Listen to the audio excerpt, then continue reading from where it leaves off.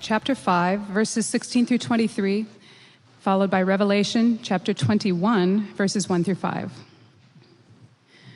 Should your springs overflow in the streets, your streams of water on the public squares? Let them be yours alone, never to be shared with strangers. May your fountain be blessed, and may you rejoice in the wife of your youth. A loving doe, a graceful deer, may her breasts satisfy you always. May you ever be captivated by her love. Why be captivated, my son, by a strange woman? Why embrace the bosom of another man's wife? For a man's ways are in full view of the Lord, and he examines all his paths. The evil deeds of a wicked man ensnare him. The cords of his sin hold him fast. He will die for lack of discipline, led astray by his own great folly. Then I saw a new heaven and a new earth, for the first heaven and the first earth had passed away, and there was no longer any sea. I saw the holy city, the New Jerusalem, coming down out of heaven from God, prepared as a bride beautifully dressed for her husband. And I heard a loud voice from the throne saying, "Now the dwelling of God is with men, and he will live with them. They will be his people, and God himself will be with them and be their God. He will wipe away every tear from their eyes. There will be no more death or mourning or crying or pain, for the old order of things has passed away." He who was seated on the throne said, "I am making everything new." Then he said, "Write this down, for these words are trustworthy and true." This is the word of the Lord. We've been looking at the book of Proverbs, and we've been looking at the subject of wisdom. And wisdom, we have been saying each week, is competence with regard to the realities of life. Competence with regard to the realities of life. Wisdom is not less than being moral and good, but it's much more. It's knowing the right thing to do in the vast majority of life situations in which the moral rules don't apply. And you can immediately begin to see some of the motivation for legalism. Why it is that so many human communities, and particularly religious communities, and actually particularly church communities, want to multiply rules. We want to make up all kinds of moral rules, even though they're not in the Bible. All sorts of them. Why? Because we don't want to have to think. We want a rule to cover every single case, every single situation. We don't want to have to actually think out the implications. We don't want to have to master reality, master the human heart, human nature, relationships. We don't want to have to get to the place where we have to know reality so well, how things really work in the world, that we always know what the result of a particular action is going to be. That takes a lot of experience, wisdom. We don't want to have to think. We want to have a rule. But you know what? No matter how much you multiply rules, you'll never cover all the situations. It just doesn't work. Wisdom is being in touch with reality, understanding reality. Now, we said that each week. What does that mean? What is reality? What does it mean to be in touch with reality? So we're going to look at in the last of our introductory studies of the book of Proverbs. And in this passage, and these passages really, we're going to look through them in sequence. We're going to see in the beginning, we're taught the persistence of reality. It's really there. Secondly, the problems with reality. And thirdly, how it gets healed. If you want to be wise, you have to know all three. The persistence of reality, the problems with reality, and how it gets healed. Okay, first, let's take a look at verse 16 to 20, the persistence of reality. And of course, this is teaching about sex, and there's a lot of explicit sexual references in here. And sometime in the future, we'll get back to what the book of Proverbs and biblical wisdom literature says about sexuality. At length, we'll have a whole sermon, a whole top discussion on it. But for tonight, we're going to see how this particular teaching teaches us about wisdom and foolishness in general. And of course, it's a warning against adultery. But in the middle of it, in verse 20, there's a very odd and key and important term used. It says, "Why be captivated, my son, by now the translation here is a strange woman. Why embrace the bosom of another man's wife?" Now, why would another man's wife be strange?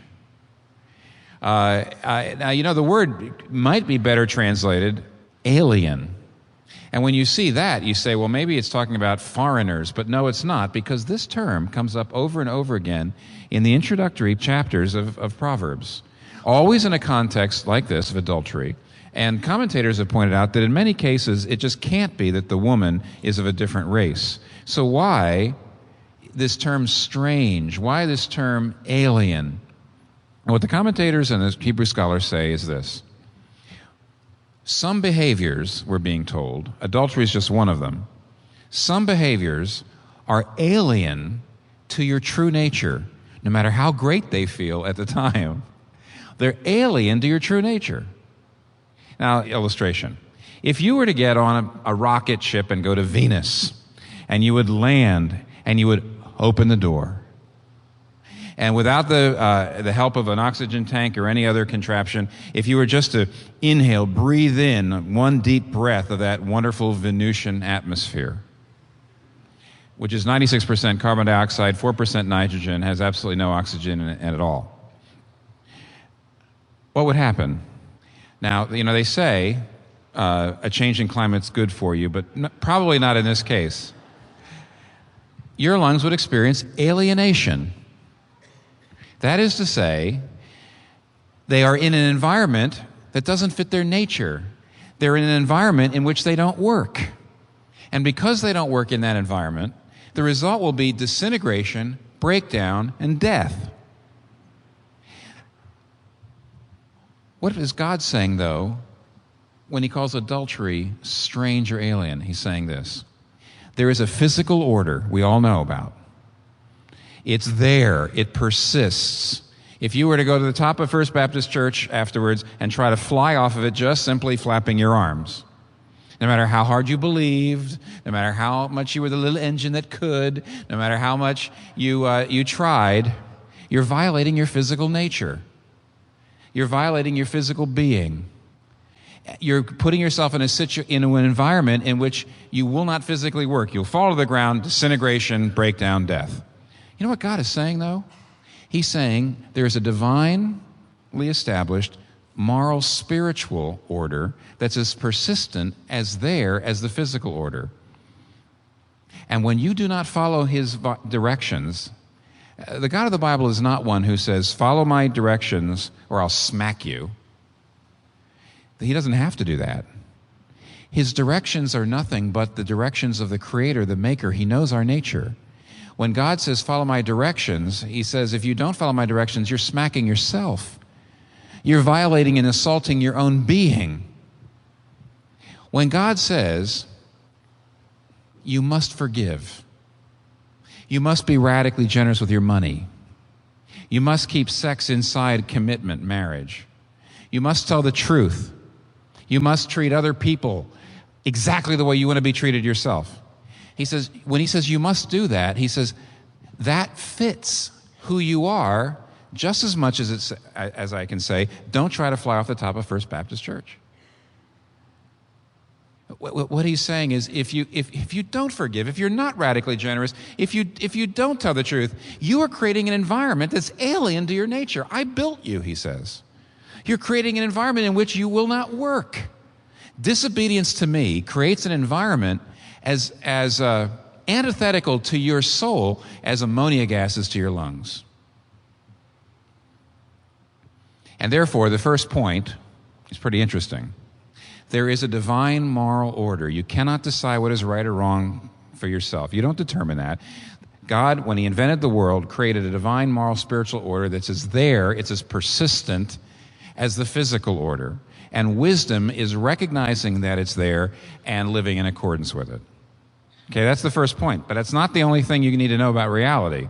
The ultimate reality is this divine moral spiritual order. God ordered the world. It's not just a randomness. It's not just something. You cannot create your own reality. He has created reality.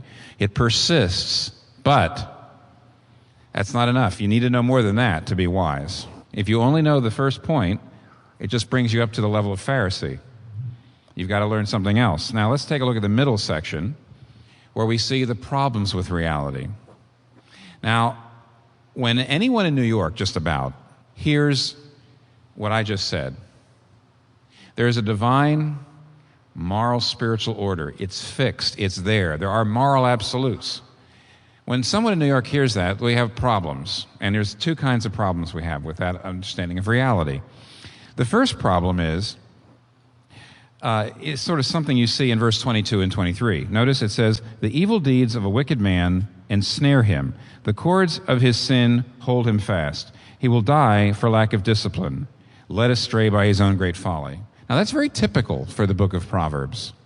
The book of Proverbs over and over says, because the world has been ordered by God, because there are certain things God made us for, He made us to forgive, He made us to tell the truth, He made us to love others unselfishly. If you don't forgive, if you lie, if you live selfishly, you're going against the fabric of things. You're going against the order of things. What does that mean? If you live right, your life will go right. If you live wrong, your life will go wrong. See, that's what it's saying. And the book of Proverbs is filled with this, because God has ordered the world. You have statements like this. The Lord does not let the righteous go hungry. This is chapter 10 of Proverbs. Or here's another one. Lazy hands make a man poor, but diligent hands bring wealth. Here's another one from chapter 10. The memory of the righteous will be a blessing, but the name of the wicked will rot. Do you know what the problem is with that? Proverbs depicts a world orderly, made by God, in which if you do right, things go right. If you love others, you'll be loved. If you work hard, you'll prosper. But that's not the way it always works. We know that. We've seen good people starve. We see hardworking people not have enough because it's taken from them. They're exploited. We see good people whose names rot. That is to say, they never get credit for what they've done. They've been trampled upon. And we see people all the time who try so hard to be good friends, so hard to be good parents, so hard to be good sons or daughters, so hard to be good, and their lives just don't go right at all. And so one of the problems we have with this view of reality is if this is God's divinely ordered world, it's broken. If this is God's divinely ordered world, it doesn't always seem to work like that. It's broken. That's the first problem we have. It doesn't always work like 22 and 23. But the second big problem we have with this view of reality is in verse 21. For a man's ways are in full view of the Lord, and He examines all his paths. Now that is the language of judgment. The Lord is a judge. He's looking at every one of you. He sees you when you're sleeping. He knows if you're awake. Oh, that's Santa Claus. But we got Santa Claus from God. Okay? God is a judge. He's a judge. He looks into your ways and He's holding you accountable. Now, we have a lot of problem with this, especially today, especially here in New York. You know why? Over the years, it's a simple fact, people who believe in a divine moral order, moral absolutes, and a God who will judge us and hold us accountable to those absolutes. People historically who believe that have used that to justify oppressing others, sometimes even violence, right? I think it works like this. If you believe in a God of judgment, and you believe in absolute moral standards, and you say, I'm on the right side of those moral standards, and you see those people over there, they're on the wrong side of those moral standards, that gives you justification to come down on them. It's almost like people say, they say, well, God's going to judge them anyway, so we'll just start a little early. In fact, are we not just the instruments of God's judgment, justice in the world? But after 9/11, that kind of reasoning is blood-curdling. And as a result, a lot of people have problems with this view of reality. They have huge problems with the whole idea that there's a divine moral order. That's not what most New Yorkers feel at all. They just think that's a horrible thing to say. That leads to oppression. That leads to injustice. Oh no, they say everyone has to be free to decide what is right or wrong for him or her. They have problems with this idea of a divine moral order and a judging God. But I would like to show you, and it's important to see this, that there are great problems with their problems. Great problems with their problems. Arthur Leff, who used to teach at Yale Law School, brilliant man, deceased now, some years wrote an article in the Duke University Law Journal called Unspeakable Ethics on Natural Law. Extremely amazing article. It had a huge impact on me over the years. I wrote it quite a long time ago now. But here's what his point was. Arthur Leff was a skeptic. He accepted the fact that we don't know if there's a God or not. And therefore we cannot base our law on God. But in this article, he showed that though he didn't believe in God himself or didn't know, in this article he showed that if there is no God, there's absolutely no way that you can make a case for the existence of human rights. In the article, for example, he says this. He says, you can say it's wrong for majority to disadvantage any minority. But that's an assertion, not an argument. You can say all sorts of things, but what you cannot say is why one say is better than any other say. If someone says it's all right to control this minority with force, and you say, no, it's not right, who's to say your view of reality is right and theirs is wrong? Maybe it helps to put the question this way. If there is no God, who among us gets to impose our will on everyone else into law so it must be obeyed? Stated that baldly, the question is so intellectually unsettling that one would expect to find what we do find, plenty of legal and ethical thinkers trying not to come to grips with it at all. Now here's what Arthur Leff is saying, and let me spell it out just briefly to you because it's devastating and I want you to understand it. Arthur Leff says, look, if there was a God, then we could base our law on God. He's the maker, he's the creator, he would know. But if there is no God, then all law has to be grounded in a human opinion. What else is there? But we're all equals. The question is, who gets to enshrine their human opinion as law so everybody else has to obey it? So, for example, if you're a person from America and you find or travel or you see a country in Africa, Latin America, or Asia in which you see women relegated to second-class citizenship or even worse, sometimes basically put into almost kind of a servitude, economically powerless, politically powerless. And if you say, that's atrocious, that is wrong, I'm going to work against that, I'm going to stop that. Here's what Arthur Leff says. Look, your outrage is based on an extremely white, European, Enlightenment understanding of human rights. Why should your human opinion, your view, your very white view, have privilege over their view? And of course, now, if I ever say that to New Yorkers, you know what they say? They say, well, don't be ridiculous. We know what's right. And Arthur Leff says, would you please admit what you just said was not an argument, but an assertion of your power?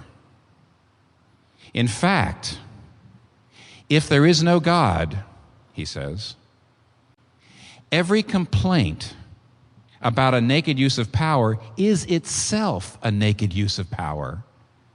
Because there's no other way to establish your particular opinion as better than everyone else's. You see that? Because if it's really true that everything is up to you to decide what is right or wrong, what's wrong with me and my culture doing whatever I want? Arthur Leff says you have to recognize that once you say there is no God, there is absolutely no way you can look at someplace else and say, that's against human rights. You made that up. You know that. You have an opinion. You're a human being. They have an opinion. Who gets to exercise the power to make everyone else obey? Because it's not a question of right and wrong. There is no right and wrong. It's nothing but power. Isn't that weird? If you say, I don't want to believe in a divine moral order, moral absolutes, and a judging God, because it leads to naked use of power, Arthur Leff says, yeah, but if you get rid of a divine moral order, if you stop believing in a judging God, that's all you have left is a naked use of power. And it gets worse than that. Czesław Miłosz, I hope I said it right, the Nobel-winning Polish poet and author, very respected, who just died very recently, was in his 90s. He wrote some years ago an amazing little essay called The Discreet Charms of Nihilism. And because he was Polish, and because he's in his 90s, just died, he had seen both Nazism and communism. And here's what he says in that amazing essay. He says, Marx called religion the opium of the people.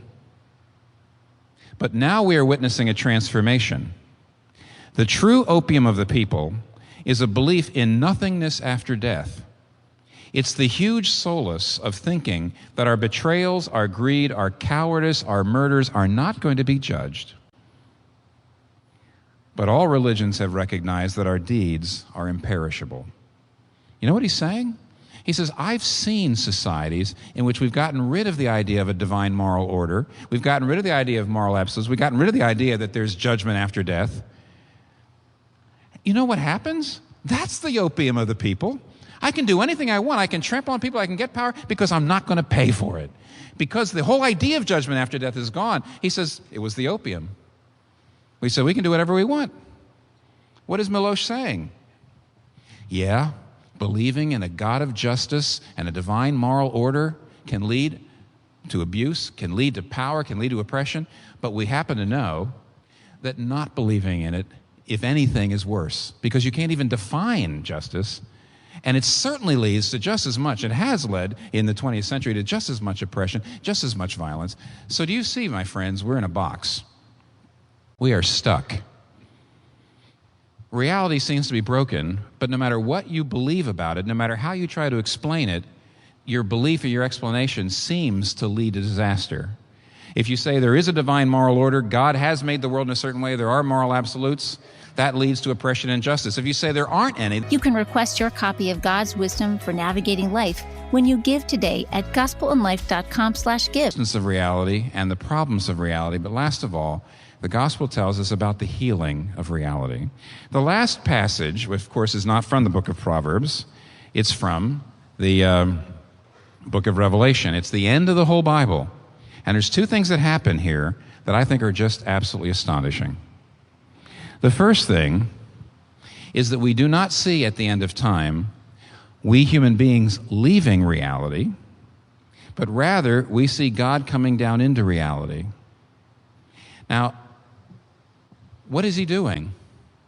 It says in verse 4, he's healing the old order of things.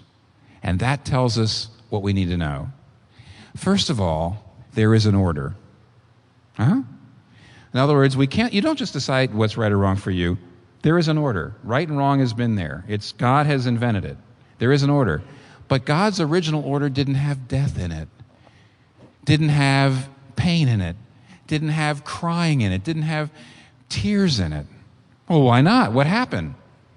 Genesis 3. When we decided to become masters, our own masters, instead of God's servants, it released the forces of disintegration, breakdown, and death. Go all the way back to the beginning of the Bible, Genesis chapter 1, verses 1 and 2. And what do you see? The earth was without form and void, and darkness was upon the face of the deep. See, uncreation, disintegration, chaos, incoherence, formless, void, darkness. But the Spirit of God comes upon it, and life, light, the unrestricted presence of God, under the absolute lordship of God, life wakes up. But when you get away from the absolute lordship of God, when you get away from the absolute presence of God, things unravel, disintegration, uncreation, breakdown, death. But look, what's coming out of heaven? We're not leaving reality. God's power, God's beauty, God's glory, his unrestricted presence is coming down to heal the old order, to heal our reality. There is an order here, but it's broken. There is an order here, but it's fallen. But God is going to come back, and he is going to absolutely heal the whole thing. And look where the healing comes from. Where does the renewal come from? Where did this renewing power come from? This is the most amazing thing of all. The throne. The throne. Now, the throne is the seat of judgment. The king sat on his throne, and the throne would be the place where the king made his judgments. But coming from the throne, coming from the seat of judgment, is not destruction.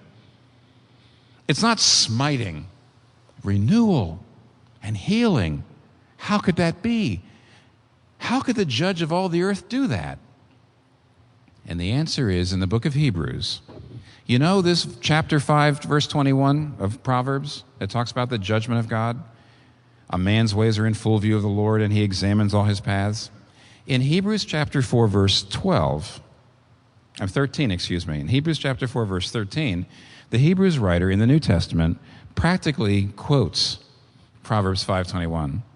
He says, "Nothing in all creation is hidden from God's sight, but everyone is uncovered and laid bare before the eyes of him with whom we have to do." Well, that's scary. Same thing, right? God is a judge and he's looking at us. But look at verse 14. Immediately the Hebrews writer says, "But we have a great high priest who has suffered, has made atonement for sin, has opened a new and living way. So let us approach the throne with confidence."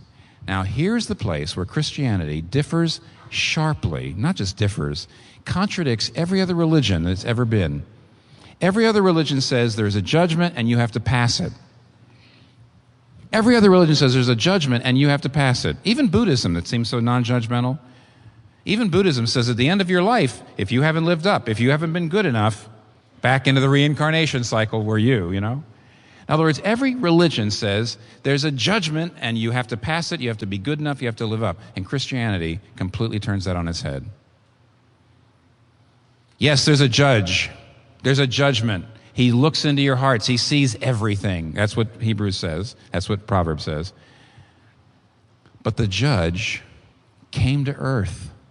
The judge left the bench, went into the dock, and what happened to Jesus on the cross?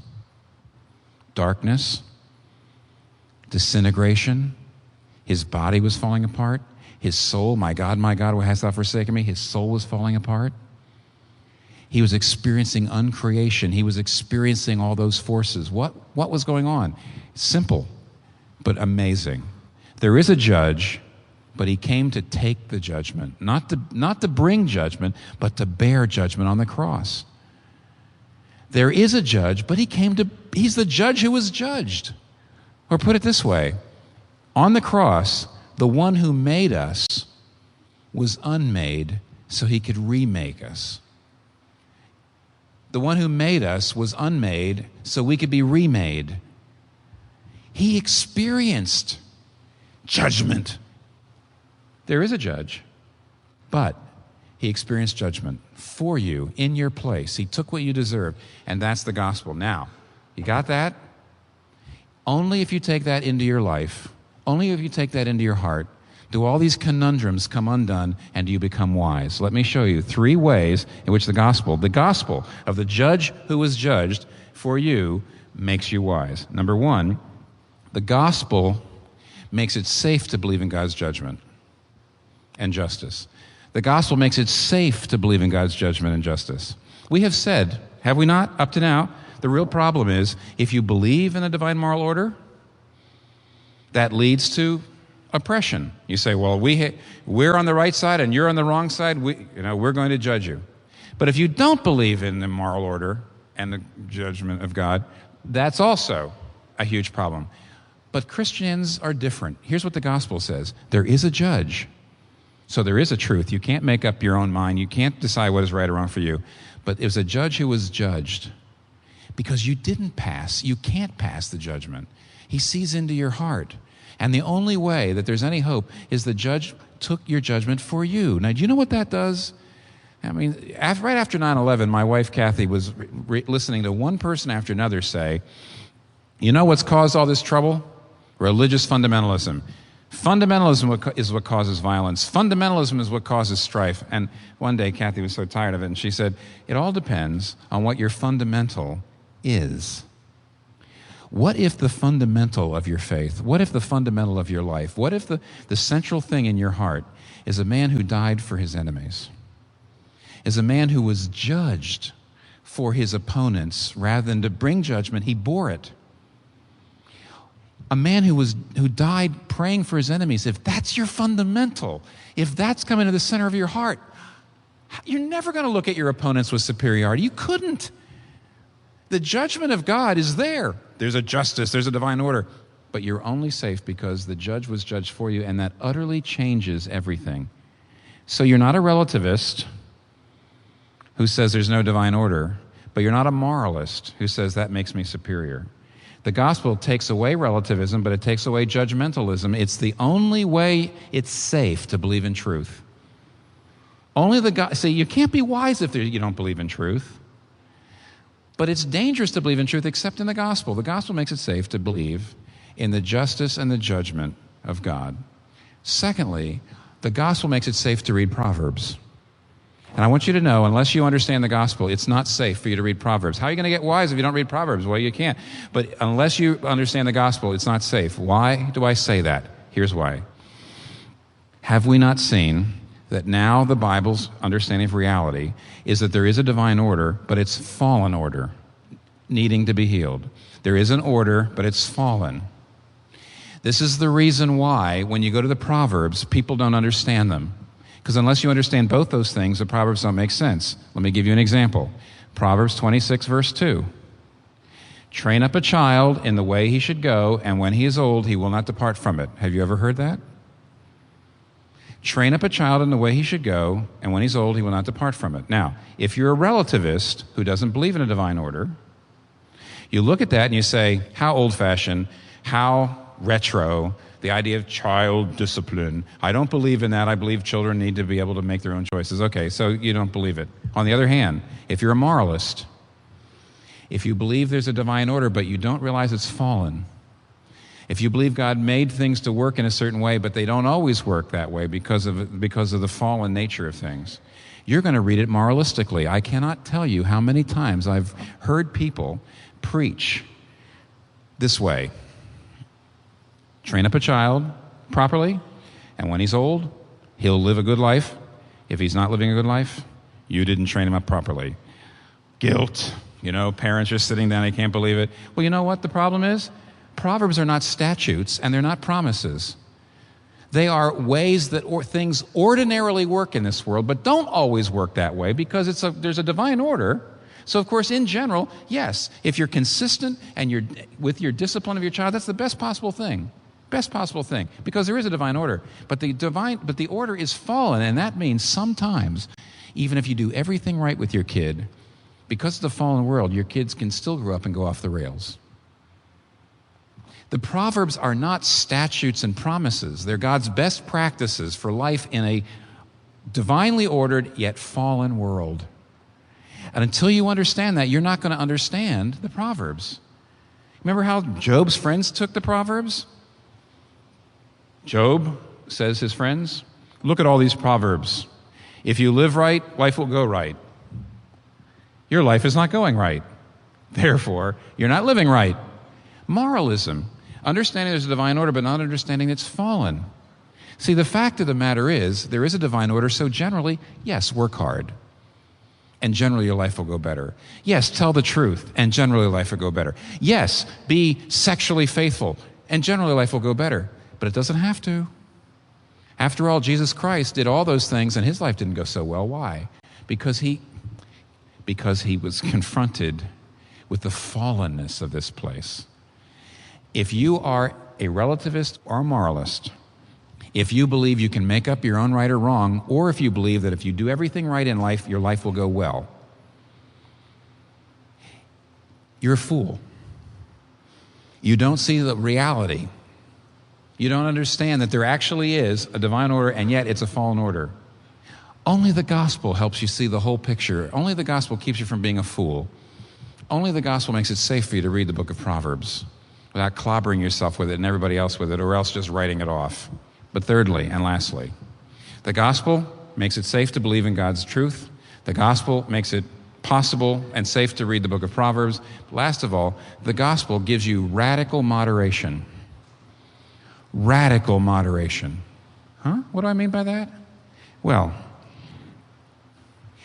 in the book of Proverbs, wise men and women always are moderate. They're not too passive, They're not too assertive. They're not too optimistic and naive. They're not too pessimistic and cynical. They don't get real high or real low because they're always balanced, they're always poised, they're always cool. That's why they're wise. That's why they make good decisions. They're not up and down. See? They don't speak too much or too little. They're so moderate. How do they get so moderate? Through the outrageous, over-the-top, radical joy of the gospel. It's the radical, outrageous, over-the-top joy that makes you moderate. What is that outrageous, over-the-top joy? Look what it says we're in for. It says, I saw the holy city, the New Jerusalem. By the way, that's us. That's the people of God. Coming down out of heaven from God, prepared as a bride, beautifully dressed for her husband. Do you know what that's saying? The bride coming, look, the older I get, the worse I look in a bathing suit. I suppose you're wondering what that has to do with anything, but I'll show you. The older I get, the worse I look in a bathing suit. Bathing suits show everything. They show all your flaws. They show all your sags. They show all your deformities. And of course, I love the beach, but as I get older, and I still put on my bathing suit, but I spend a lot more time on the blanket as the years go by. And that's the reason why, since bathing suits show everything, it's a good thing that there's no culture in the world in which the bride walks down the aisle toward her husband in a bathing suit. And the reason is because if that was the case, only in 1% of the weddings would people say, oh, the bride looks so beautiful. Because there's not that many people who can handle a bathing suit. Because bathing suits show everything that's wrong with you, all deformities. Everything is out there. But here's what's so great about wedding dresses.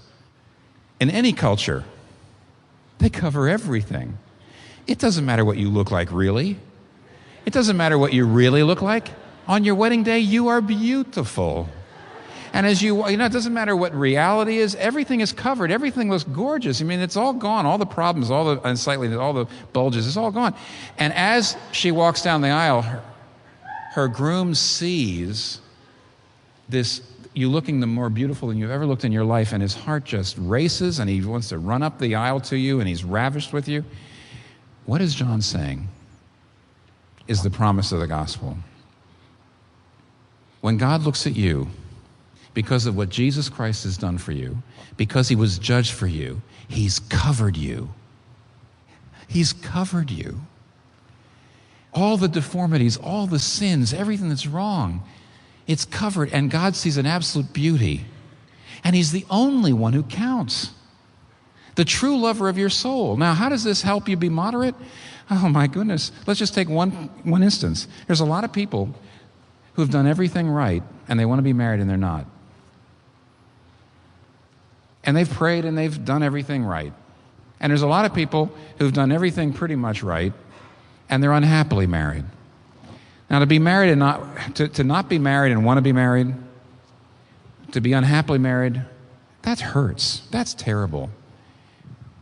But if you know this, if you know that right now the true lover of your soul already regards you like this, if you even get a taste of it now, it's like wine. But to know that someday you will really be embraced by him, and that every set of lover's arms you've ever looked for, this is what you've been looking for. The one who's really going to fulfill your soul is yours. Do you know what that does? That over-the-top, outrageous thing will moderate your suffering. It will make it bearable. In fact, no matter how great it is to get a raise, it's not going to go to your head because it's nothing compared to the wedding supper of the Lamb. And no matter how bad you're suffering, you won't go down too far. It's nothing compared to the marriage supper of the Lamb. The gospel. Only the gospel shows you reality as it really is. Only the gospel brings you into the scriptures so it really makes you wise. And only the gospel will give you radical moderation so finally you're poised. But it doesn't make you moderate by telling you something moderate. It makes you moderate by telling you something over the top. He loves you. You're covered. My dear friends, you see the moderation that the gospel brings? Drop your grand pretensions. You're a sinner. But drop your small ambitions. You are his love. Bring the gospel into the center of your heart until it makes you wise. Let us pray. Thank you, Father, for providing for us this outrageous, over-the-top gospel that will make us moderate, balanced, poised. It will show us there is a divine order, but it's fallen. It will keep us from relativism or moralism. It will keep us from inferiority or superiority. It will keep us wise. We pray, Father, that you would show us now as we partake of the Lord's Supper, you would actually give us a foretaste of that great marriage supper in the future and help us sense your love in our lives, which is the only way to truly be as wise as Jesus Christ, in whom all the treasures of knowledge and wisdom are hid. In his name we pray. Amen. Thank you for joining us today. If you were encouraged by today's teaching, please rate and review it so more people can discover this podcast. This month's sermons were recorded in 2004. The sermons and talks you hear on the Gospel and Life podcast were preached from 1989 to 2017 while Dr. Keller was senior pastor at Redeemer Presbyterian Church.